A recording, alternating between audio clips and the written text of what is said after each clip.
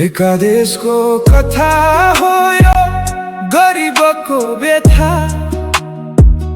आफ्नै लागि सोच्दाखेरि